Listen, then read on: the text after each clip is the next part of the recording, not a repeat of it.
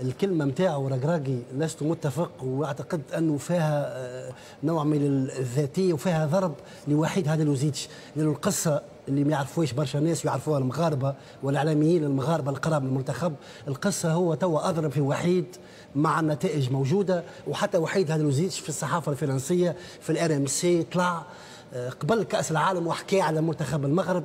القصة نتاع ولينا نحبوا بعضنا هذه في علاقة مع التوتر، العلاقة بين وحيد واللاعبين. وحيد شقلهم لأنه سهل جدا توا أنه تفسخ وتعاود وهو ربح ماتشوات واحنا شكرناه، لكن ما هيش هكاك فقط. نكمل عادل باش الناس يفهموا الفكرة، لانه شو اللي صار مع وحيد هالوزيتش ما كانش يكره الجوارات. وحيد درب في الرجاء ولا هو جماعه الوداد نمبر هذه رقم واحد.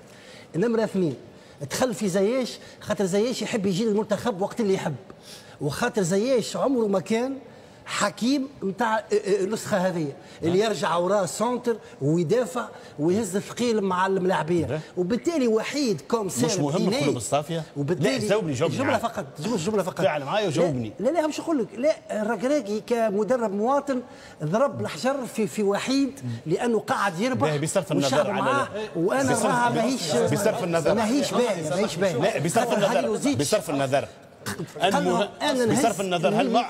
هل يعقل انت مش كاس العالم كما نحن منتخب التونسي؟ خلينا نرجعوا لواقعنا. وانت يعني المنتخب التونسي كان فهمت ولا محل يعني سب وقذف وشتم وتحب انت في وقت اللي كان المنتخب التونسي علاقه مع تونس يا المنتخب التونسي لا تحب لحظه نقطه نظام.